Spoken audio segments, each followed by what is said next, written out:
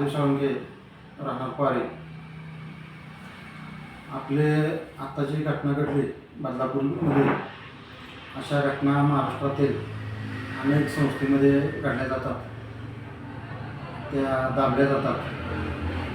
मग तो संस्थेचा कर्मचारी, शिपाई, गाडी ड्रायव्हर, शिक्षक, संस्थेचा संचालक, संस्थापक, अशा अनेक लोकांच्याकडं महिलांचं, शिक्षकांचं, शिक्षिकेचं, विद्यार्थिनीचं हे लैंगिक शोषण केलं जातं. महिलांनी तुला नोकरी देतो, तुला परमनंट करतो, तुझा पगार वाढ करतो, तुला बढती देतो असं सांगितलं जातं आणि शोषण केलं जातं. विद्यार्थ्यांना तुझी फी भरतो,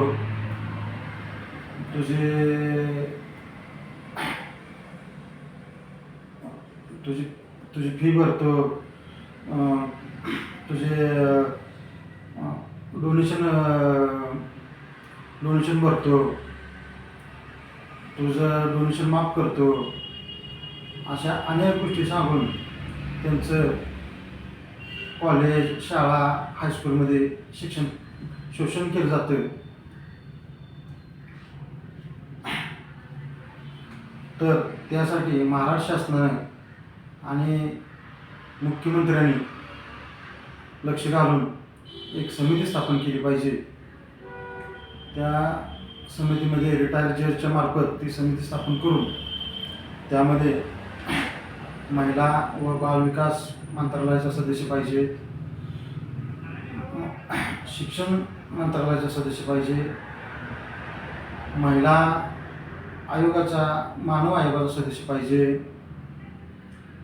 अशा सदस्यांची त्यामध्ये नेमणूक करून त्या समितीने दरवर्षी महाराष्ट्रातील सर्व शिक्षण संस्थेमध्ये जाऊन, शाळेमध्ये जाऊन बैठक व्यवस्था करून मार्गदर्शन केले पाहिजे. त्या शाळेमध्ये गेल्यावर तसे त्यांना अत्याचार जर आढळला तर त्या समितीने केस दाखल केली पाहिजे.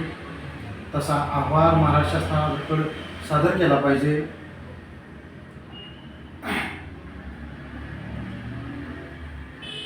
तसा एखादा शिक्षक, एखादा संचालक, एखादा संस्थापक जर अत्याचारी आढळला आणि तो विधानसभेच्या माध्यमात असू द्या, नगरपालिकेच्या माध्यमात असू द्या, महानगरपालिकेच्या माध्यमात असू द्या, पंचायत समिती, झडपी, जिल्हा परिषद, ह्या अनेक निवडणुकीत त्या जर उतरला तसा व्यक्ती, तर त्याचा दारुण पराभव करा.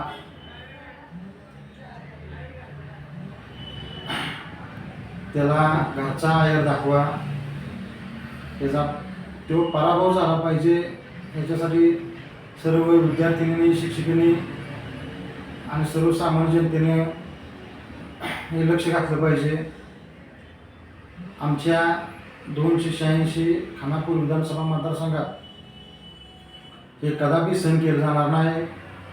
विटा असू द्या, खानापूर परिसर असू द्या, आटपाडीचा भाग असू द्या, विसापूर सर्कल असू द्या, इथली जनता अशा व्यक्तींना कधीही पाठिंबा देणार नाही.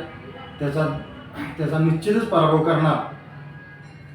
जर मला लोकांनी लोकप्रतिनिधी म्हणून, एक तुमचा जनसेवक म्हणून जर विधानसभेत पाठवलं तर असं विधायक आणण्यासाठी मी नक्की प्रयत्न करणार आहे आणि हे विधायक मी नक्की मांडणार. अशा घटनेमध्ये पत्रकारांनी, मीडियाने, सामाजिक संस्थेने लक्ष घातलं पाहिजे. जय हिंद, जय महाराष्ट्र.